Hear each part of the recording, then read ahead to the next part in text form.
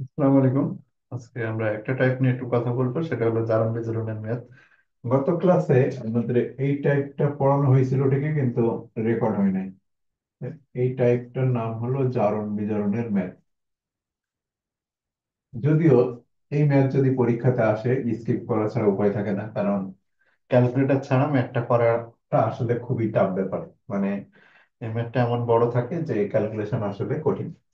তো আমরা জারণ বিজারণের ম্যাথ একটু করে দেখাই। অনেকের কি থাকে যে ম্যাথটা করে দিলেই কি হয়। ওকে, তো আমরা দেখি ম্যাথটা কেমন। প্রথমে আমরা চলে যাচ্ছি যে জারণ বিজারণের ফর্মুলাটা দেখি। এখানে একটা জারক ইনভলভ থাকে আর একটা বিজারক ইনভলভ থাকে সবসময়। জারকেরটাকে আমরা E1 N1 লিখবো, মানে বুঝতেই পারতেছো এটা অন টাইপ অফ টাইটেশনের ম্যাথ।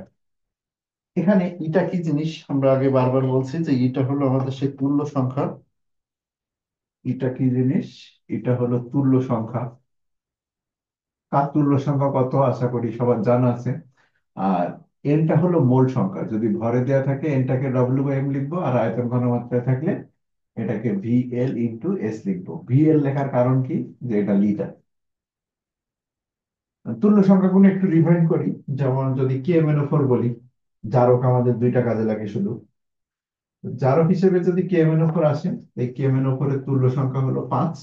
কেন 5? কারণ এ 5টি ইলেকট্রন গ্রহণ করে। আগের ক্লাস যদি দেখে থাকো তো আশা করি এটা নিয়ে কোনো সমস্যা নেই। K2Cr2O7 এর তুল্য সংখ্যা কত? 6, কারণে 6টি ইলেকট্রন গ্রহণ করে। জারক আমাদের দুইটা লাগে। আর খুব যদি জানতে চাও তাহলে কপার সালফেটের তুল্য সংখ্যা 1, এটাও আমাদের জারক। তাই এটা অতটা কাজে লাগবে না, আমাদের কাজে লাগবে উপরে দুইটা K1 K2Cr2O7। এবার আসি বিজারক হিসেবে কোন তুল্য সংখ্যাগুলো আমাদের প্রয়োজন পড়বে। বিজারক যে কয়টি ইলেকট্রন ত্যাগ করে সেটা তার তুল্য সংখ্যা। যদি FeSO4 থাকে বা শুধু লোহা থাকে, লোহা তার বা FeSO4, এর তুল্য সংখ্যা কত? এর তুল্য সংখ্যা হলো 1। কেন 1? যদি কারণটা না মনে থাকে দেখো আমি এখানে লিখতেছি, কারণ সবসময় জানি যে Fe2+ একটা ইলেকট্রন ছেড়ে দিয়ে Fe3+ যায়। এই যে একটা ইলেকট্রন ছাড়ে বলে FeSO4, FeSO4 মানে কিন্তু Fe2+ই। FeSO4 এর মধ্যে আয়রনের চারণ মানটা হলো 2+, তার মানে তুল্য সংখ্যা এখানে 2। এই Fe2+ সবসময় একটা ইলেকট্রন ছাড়ে বলে অ্যাজ এ বিজারক এর তুল্য সংখ্যা সবসময় 2।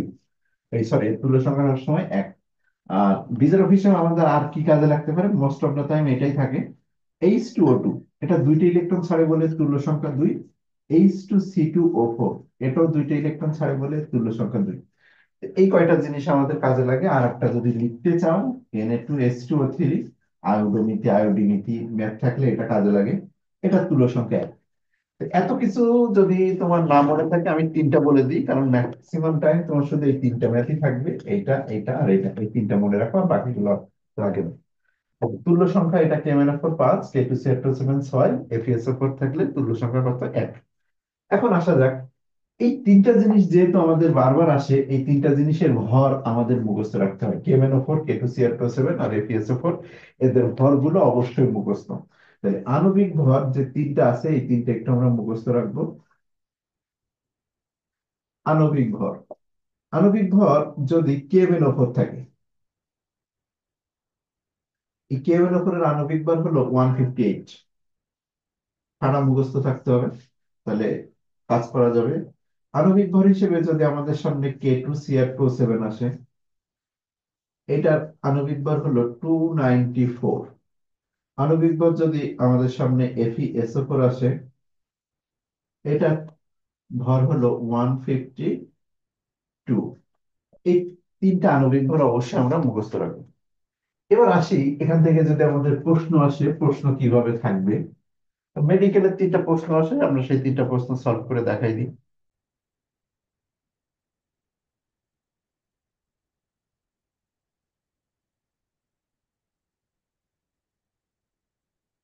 প্রথম ম্যাথ দেখো, তে আছে কি? এই যে 46 নম্বর ম্যাথ। 46 নম্বর ম্যাথে কি দেয়া আছে দেখো। আমি স্ক্রিন অফ রেখে, মানে স্ক্রিন অন রেখে তোমাদের বুঝাই দিই। এখানে আছে 10 গ্রাম FeSO4 কে জারিত করতে কত গ্রাম K2Cr2O7 লাগে। 10 গ্রাম FeSO4 কে জারিত করতে কত গ্রাম K2Cr2O7 এর প্রয়োজন হবে।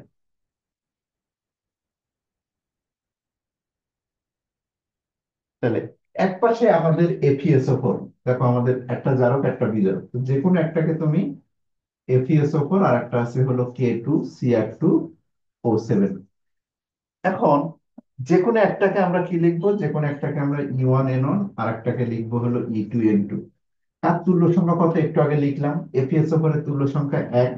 আর এর মানটা কিসে দেয়া আছে সেটা দেখো, এর মানটা দেয়া আছে তোমার হলো গ্রামে। তা যদি গ্রামে দেয়া থাকে আমরা এখান থেকে W/M টাকে নিব। তাহলে এটাকে নিব আমরা হলো W/M। আর এটা তুল্য সংখ্যা কত দেখলাম একটু আগে, 6। আর এর এনটাকে আমরা কিসে নিব, যেটা আমাদের বের করতে বলছে সেটা দেখো গ্রামে বের করতে বলছে, যদি গ্রামে নিই তাহলে এটাকেও বসাবো আমরা কি, W/M। এখন এখানে যদি আমরা মান বসাই দিই, 1 × ভ্যালু কত, 10 গ্রাম। দেখো প্রশ্ন দেওয়া আছে ডব্লিউর মান হলো 10 গ্রাম। আর এপিএসএফ এর আণবিক ভরটা এখান থেকে মুখস্থ বসাই দিব, 152। 6, এই ডব্লিউটা আমাদের বের করতে হবে, K2Cr2O7 এর আণবিক ভর কত, 294। তাহলে স্ক্রিন আউট করে দেখাই, এই যে গ্রামটা, এই ডব্লিউটা হলো আমাদের অ্যান্সার।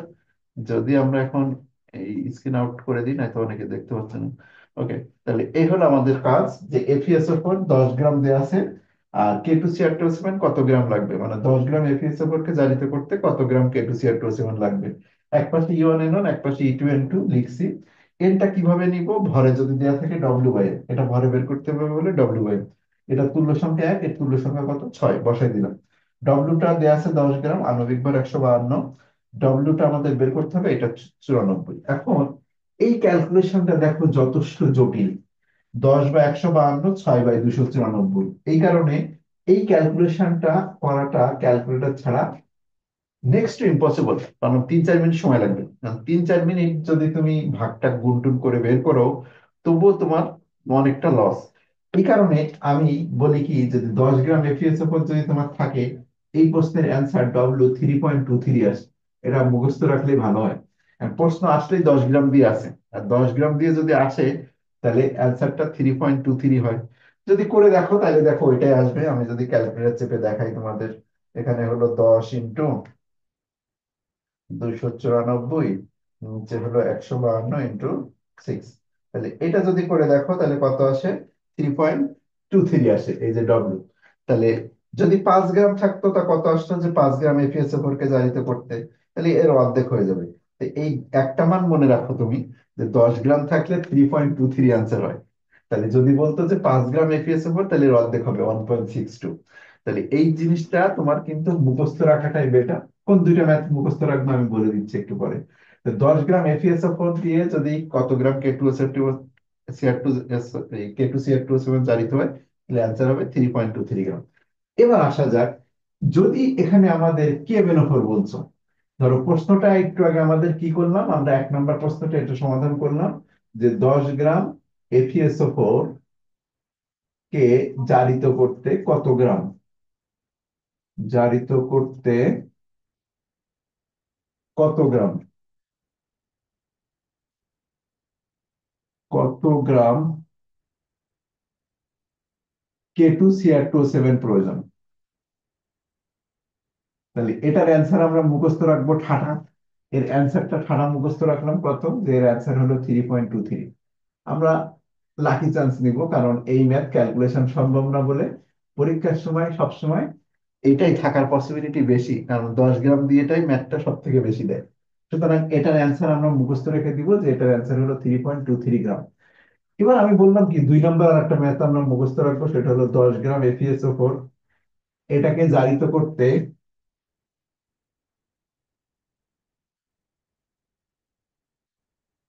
কত গ্রাম K-বেনোফোর লাগবে, এটাও আমরা মুখস্থ রাখবো। এটা দেখে আমরা একটু করে দেখাই। তো এক্ষেত্রে আমাদের এক পাশে আছে এফিএসও4, আর এক পাশে আছে হলো KMnO4। যে কোনো একটাকে U1N1, আর একটাকে আমরা E2N2 লিখবো। এর ই এর মানটা হলো আমাদের 1, এর এনটাকে আমরা লিখবো হলো W/M। এটার ই এর মানটা আমাদের ভালো করে জানা আছে 5। তাহলে 5, এর ই এর মানটা হলো 5, আর এর এনটাকে আমরা W/M লিখলাম। তো দেখি এখানে কত আসে, 1, এটা হলো 10, এফিএসও ফোর কত, 158, 158। টু, এইট না, এটা হলো 5। এই ডব্লিউটা আমাদের বের করতে হবে, এটা হলো 158। দেখো, কেএমএনও4 এর ভর মুখস্থ 158, এফএসও4 এর ভর মুখস্থ 152। তো এটার অ্যান্সার বের করে দেখো কত আসে। এটা আমরা সাদা মুখস্থ রাখবো। তাহলে এখান থেকে যদি আমরা গুণ দিয়ে দেখি, 10 × 158, নিচে হলো 152 × 5। ক্যালকুলেশন যথেষ্ট বড়। এটা 2.07, তো এটার অ্যান্সার কত আসে? এটার অ্যান্সার হলো 2.07। তাহলে এই জিনিস ঠাড়া মুখস্থ রাখো। পরীক্ষাতে আসলে 10 দিয়ে আসবে, না হয় 5 দিয়ে আসবে। তো যদি তুমি 10 দিয়ে মুখস্থ রাখো, তাহলে 5 দিয়ে এমনি তুমি অ্যান্সার দিতে পারবা কিভাবে? যদি এটা 10 দিয়ে এত হয়, দেখো 10 না হয় 5 দিয়ে আসবে ম্যাথটা। আর যদি এটা 10 গ্রাম এখানে ডব্লিউটা কিন্তু বের করে ফেলছি। এই ডব্লিউটা কত আসছে? 2.07।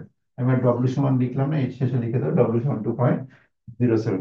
এখন যদি এই জায়গাটা আমি পাস করে দিই, ধরো 10 গ্রামের জায়গায় 1 নম্বর ম্যাথটা যদি আমি এখন লিখি যে 5 গ্রাম, 5 গ্রাম এফিএসও4 কে জারিত করতে কত গ্রাম K2CR2O7 লাগবে। এখন তুমি উপরেরটা মুখস্থ থাকলে এটা কিন্তু অ্যান্সার দিতেই পারো। এই 3.23 অর্ধেক করো। 3.23 অর্ধেক হলো 1.62। তাহলে 1.61, এটা হলো আমাদের প্রথমটার অ্যান্সার যদি আমরা এখানে পাস করি। আর এইটাকে যদি আমরা 2 নম্বরটা হলো 5 গ্রাম করি, যে 5 গ্রাম এফিএসও4 কে, এটা হলো এফিএসও4, এটা হলো এফিএসও4, 5 গ্রাম এফিএসও4 কে জারিত করতে কত গ্রাম কেএমএনও4 প্রয়োজন হবে? তাহলে এটাও আমরা কি করব, এই যে 2.07 না, তাহলে এটার অ্যান্সার কত হবে? 1.03 অ্যান্সার হবে। তো মুখস্থ রাখোই না ম্যাথ দুইটা। ঠিক আছে, এই ম্যাথ দুইটা মুখস্থই রাখো, কারণ প্রশ্ন আসলে তোমার 10 না হয় 5 দিয়ে আসবে। ঠিক আছে, তো এই জিনিস দেখো। আমরা আরেকটা প্রশ্ন একটু দেখাই দিই। এই যে 10 গ্রাম এফিএসও4, এরপরে দেখো এটা দিচ্ছে হলো 9.5 গ্রাম এফিএসও4 কে জারিত করতে হলো কত গ্রাম কি লাগবে? না, এটা অবশ্য আয়তন বের করতে বলছে। তা আয়তন বের করার একটা ম্যাথ আমরা দেখি, 47 নম্বর ম্যাথটা দেখো, আয়তন বের করতে বলছে। আর এপাশে কি, এই যে 5 গ্রাম দেখো, এই যে 5 গ্রাম দিয়ে দিছে। একটু আগে যেটা কথাটা বলতেছিলাম, দেখো 5 গ্রাম একটা এখানে আছে, এই যে 48 নম্বর এমসিকিউ। 48 নম্বর এমসিকিউতে দেখো 5 গ্রামেরটা আমাদের পড়ে গেছে। তো 5 গ্রামেরটা কত হবে? এই যে 10 গ্রাম যদি 2.07 হয়, তা 5 গ্রাম হবে 1.03 একটু বেশি। এখানে 1.03 না হয়ে 1.04 দিচ্ছে। তো এই যে অ্যান্সার দেখছো। তাহলে তোমার কোথায় কাজে লেগে যাচ্ছে জিনিসটা? আমরা যদি 10 গ্রামের দুইটা মুখস্থ রাখি, তো অটোমেটিক্যালি 5 গ্রাম তো অর্ধেক হবে।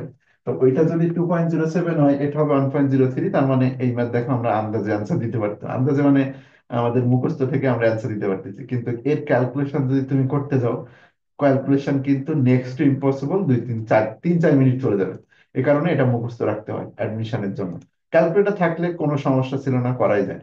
এখন আসো, এটা হলো আমাদের অন্য একটা জিনিস, যে এখানে এই যে 47 নম্বর এমসিকিউ যেটা, এখানে এক পাশে আছে হলো গ্রাম, আর এক পাশে আছে আয়তন আর ঘনমাত্রা। তাহলে এই ম্যাথটা আমরা একটু করে দিই। আমরা যে ম্যাথটা এখন করব সে ম্যাথটা হলো ডেন্টাল 22-23 আছে। তো এটাও দেখো, এটা হলো ক্যালকুলেটর ছাড়াও পসিবল না। তাহলে ডেন্টাল 22-23, এক পাশে আছে এফিএসও4 আর এক পাশে আছে হলো আমাদের কেএমএনও4। একটাকে আমরা E1N1 ধরি, আর একটাকে আমরা E2N2 ধরি। এর এর মানটা হলো 1, আর এনটা হলো আমাদের W/M। এটার এর মানটা হলো 5। এখন এর এনটাকে কি বসাবো? এর এনটাকে বসাবো, দেখো একটা ঘনমাত্রা আছে আর আয়তন বের করতে হবে। তাহলে এর এনটাকে আমরা VL/S লিখবো।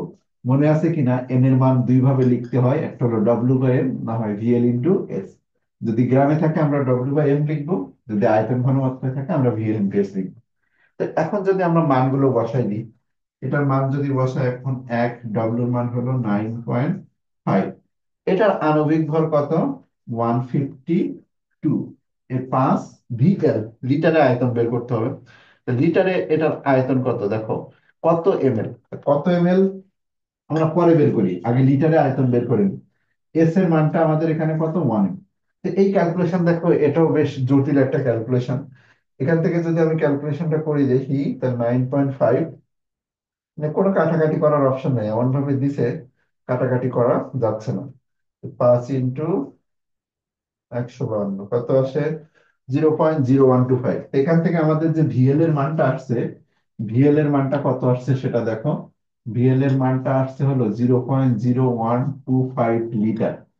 এই যে লিটার আসছে, লিটারটাকে যদি আমরা এমএল এ নিই, ভিএমএল যদি করি, তো এইটার সাথে 1000 গুণ হয়ে যাবে। 125 × 1000, এটা এখন এমএল এ গেছে। তো দশমিক কয় ঘর সরবে? 3 ঘর। তাহলে 3 ঘর সরলে আসে কত? 12.5 এমএল। এইটা হলো আমাদের অ্যান্সার। তাহলে এইটা হলো ডেন্টাল 22-23-এর অ্যান্সার। আমি স্ক্রিন আউট করে দেখাচ্ছি, ক্যালকুলেশন দেখার পর। বলছে হলো যে 9.5 গ্রাম এপিএসও4 কে জারিত করতে কেএমএন অফরে 1 এম ঘনমাত্রার কত এমএল এর প্রয়োজন? তা আমরা প্রথমত লিটারে বের করে নিচ্ছি। এটা হলো E1 N1 E2 N2। এটা যেহেতু ভরে দেওয়া আছে W/M, এটা আয়তন ঘনমাত্রা আছে বলে V ইন্টু 5 × VL × S। আর ভিএল টা আমরা লিটার আকারে বের করছি, লিটার আকারে বের করলে 0.0125 লিটার। লিটারটাকে এমএল এ নেওয়ার জন্য 1000 দিয়ে গুণ করছি। তো এই হলো আমাদের এই ম্যাথ। যদি ভার্সিটির প্রশ্ন দেখায় একটা,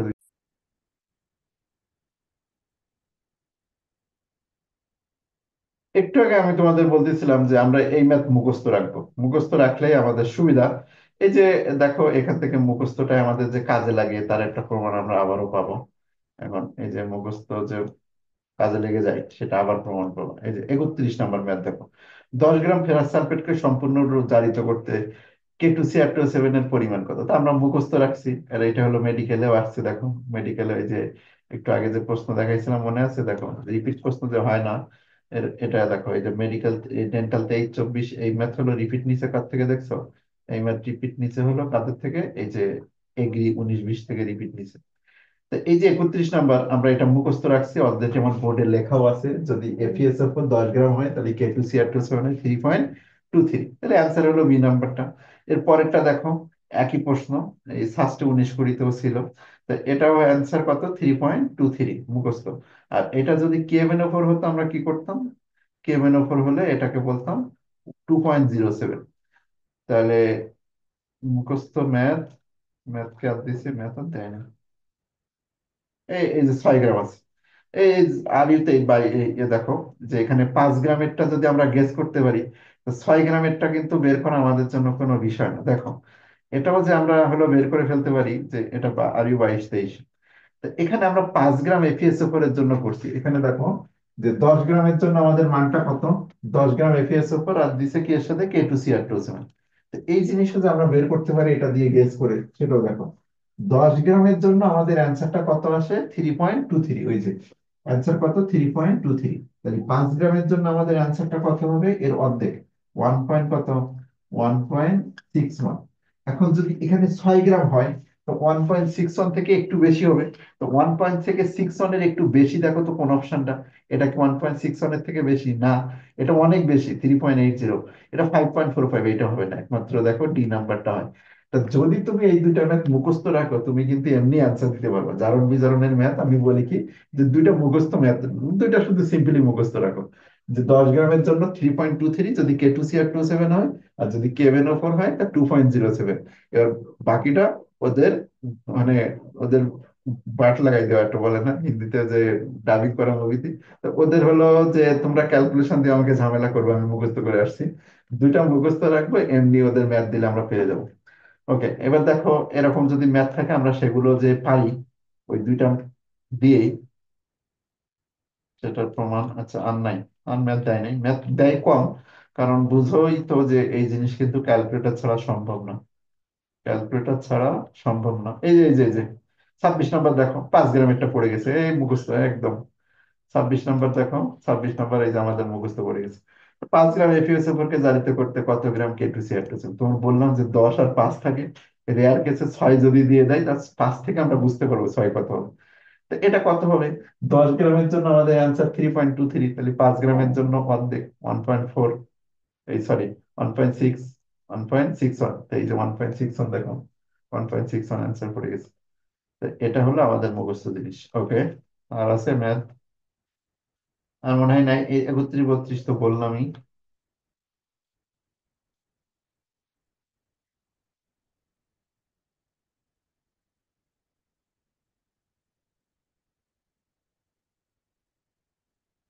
এই প্রশ্নটা নিয়ে অনেকের একটু ঝামেলা হবে। এই যে দেখো, এটা একটু বলে দিই, যে এই বিক্রিয়াতে মোট কতটি ইলেকট্রনের আদান প্রদান ঘটে? এখানে এই একটা জিনিস ধরলে বুঝতে পারবা K1 কয়টা ইলেকট্রন গ্রহণ করে, 5টা।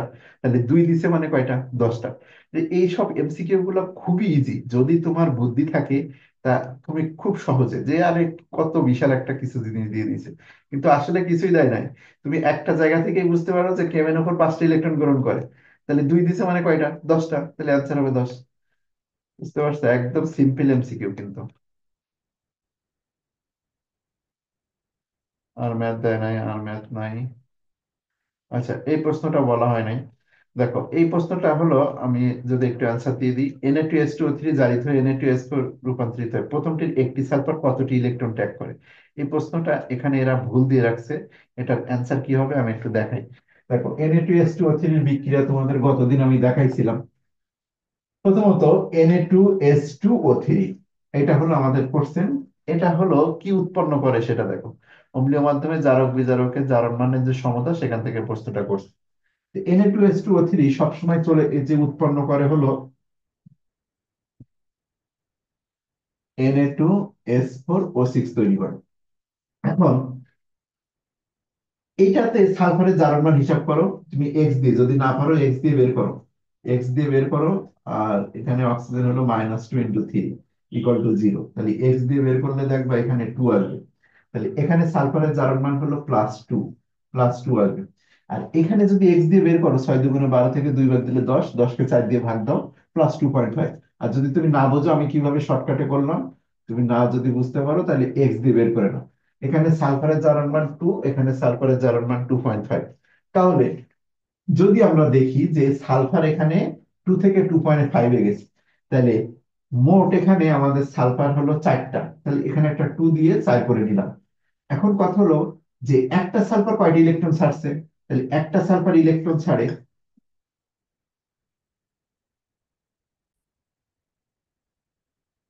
এখানে একটা সালফার কয়টা ইলেকট্রন ত্যাগ করে দেখো। একটা সালফার ইলেকট্রন ছাড়ে আমরা যদি এখান থেকে বাদ দিই, 2.5 হয়েছে। আর আগে ছিল হলো 2, 2.5 থেকে যদি 2 বাদ দিয়ে দিই, তাহলে আসে হলো 0.5। একটা সালফার ইলেকট্রন ছাড়ে 0.5, অতএব 4টা সালফার ইলেকট্রন ছাড়ছে কয়টা, ইলেকট্রন ছাড়ে 0.5 × 4, মানে এটা হলো 2। যে প্রশ্নটা দেখাচ্ছিলাম ওখানে কিন্তু এইটাই চাইছে যে একটি সালফার কয়টি ইলেকট্রন ছাড়ে, 0.5। তাহলে সেক্ষেত্রে আমাদের অ্যান্সারটা কিন্তু 0.5 হবে। এই যে 5 নম্বর দেখো, 52 নম্বর, যে Na2S2 জারিত হয়ে Na2S4 এ রূপান্তরিত হয়, একটি সালফার কতটি, একদম পরিষ্কার প্রশ্নে বলে দিচ্ছে যে একটি সালফার কয়টি ইলেকট্রন ছাড়ে। এখানে প্রথমটির একটি সালফার কতটি ইলেকট্রন ত্যাগ করে, সেই হিসেবে আমাদের অ্যান্সার কিন্তু এ হবে। তা ওখানে অ্যান্সার সি দিয়ে রাখছে, তাহলে এখানে অ্যান্সারটা হলো এই এ নাম্বারটা হবে। ওকে, তাহলে এই হলো আমাদের প্রশ্ন।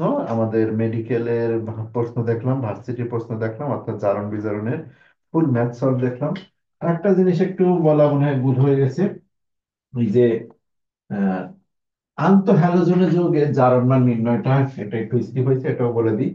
ধরো এরকম আছে IF7 বা BrCl3। এখানে আসলে জারণ মান যদি বের করতে হয় আন্তঃহ্যালোজেনের যৌগের, তা কিভাবে আমরা বের করব?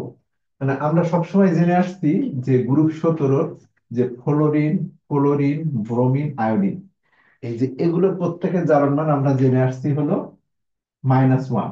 কিন্তু যখন আন্তঃহ্যালোজেন মানে দুইটা হ্যালোজেন যৌগ যৌগ গঠন করে, তখন একজন -1 হবে আর একজন কিন্তু -1 হবে না। এখন কে -1 হবে সেটা ডিফাইন করব কিভাবে? যার তড়িৎ ঋণাত্মকতা বেশি সেটা -1। এই তড়িৎ ঋণাত্মকতাটা লিখি।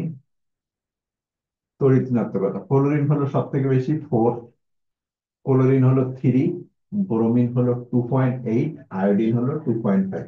তাহলে আন্তঃহ্যালোজেন যৌগের ক্ষেত্রে আমাদের নিয়মটা কি? যার তড়িৎ ঋণাত্মকতা বেশি তার জারণ মানটা -1। যার তড়িৎ ঋণাত্মকতা বেশি সে হলো -1। তাহলে সে -1।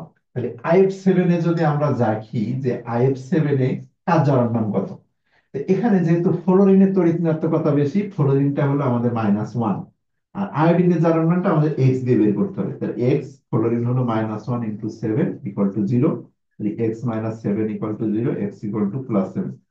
এখানে আয়োডিনের জারণ মান হলো +7 আর ফ্লোরিনের জারণ মান হলো -1। যদি BrCl3 যৌগ দেখি আমরা, এই BrCl3 যৌগে এখানে যদি কোশ্চেন করা হয় যে কাজ জারণ মানটা কত, তো এই ব্রোমিন ক্লোরিন দুইটার মধ্যে দেখো ব্রোমিনের তড়িৎ ঋণাত্মকতা 2.8, ক্লোরিন হলো 3, তার মানে ক্লোরিনটা -1। ক্লোরিন যদি -1 হয় তাহলে ব্রোমিনটা কত হবে, এক্স দিয়ে বের করা যাবে। -1 × 3 = 0, x - 3 = 0, x = +3। তাহলে আন্তঃহ্যালোজেন যৌগের জারণ মান বের করার নিয়মটা বললাম, যে যার তড়িৎ ঋণাত্মকতা বেশি সে -1, আর অপরটা বের করবো কি দিয়ে, এক্স দিয়ে। ওকে, তাহলে এই হলো আমাদের এই second paper chapter 3 all type প্রশ্ন যেটুকু আমাদের বাকি ছিল জারণ বিতরণী ম্যাথ, তার সাথে এই কয়েকটা এমসিকিউ একটু বাকি ছিল, সেটাও আমরা বলে দিলাম। তাহলে এই ক্লাস এখানেই শেষ, আমরা বিদায় নিচ্ছি। আল্লাহ হাফেজ। আচ্ছা, এটার স্ক্রিন আউট করে দিলে মনে হয় ভালো হতো না? আচ্ছা, আন্তঃহ্যালোজেন যৌগেরটা একটু স্ক্রিন বড় ছোট হয়ে গেছিল, একটু যেহেতু স্ক্রিন ছোট ছিল একটু স্ক্রিন বড় করে দেখেন। আন্তঃহ্যালোজেন যৌগ মানে কি রকম জিনিস, যে IF7, BrCl3, এদের জারণ মান বের করার নিয়ম আমি বললাম কি, যে আন্তঃহ্যালোজেন যৌগে যার তড়িৎ ঋণাত্মকতা বেশি সে হলো -1। এখানে ফ্লোরিন, ক্লোরিন, ব্রোমিন, আয়োডিন, এগুলো সবাই যে -1, এক্ষেত্রে আমরা -1 ধরতে পারবো না। এখানে তড়িৎ ঋণাত্মকতা হলো ফ্লোরিনের বেশি। স্ক্রিন ছোট ছিল বলে আমি আরেকবার একটু দেখাচ্ছি। তড়িৎ ঋণাত্মকতা, ফ্লোরিন হলো 4, ক্লোরিন হলো 3, ব্রোমিন হলো 2.8, আয়োডিন হলো 2.5। যার তড়িৎ ঋণাত্মকতা বেশি, এক্ষেত্রে দেখো যার তড়িৎ ঋণাত্মকতা বেশি সে হলো -1। যার তড়িৎ ঋণাত্মকতা বেশি সে -1 হবে। IF7 এর জারণ মানটা আমরা একটু দেখাই। IF7, ফ্লোরিনের তড়িৎ ঋণাত্মকতা বেশি, মানে এখানে আমাদের ফ্লোরিনের তড়িৎ ঋণাত্মকতা বেশি বলে এটা হলো আমাদের -1। আর আয়োডিনের জারণ মানটা এক্স দিয়ে বের করতে হবে। তাহলে -1 × 7 = 0, তাহলে x - 7 = 0, x = +7। মানে আন্তঃহ্যালোজেনের যৌগের নিয়মটা কি, যার তড়িৎ ঋণাত্মকতা বেশি সে -1, আর অপরটা এক্স দিয়ে বের করলে হয়ে যাবে। ওকে, ভালো থাকবে সবাই। আল্লাহ হাফেজ।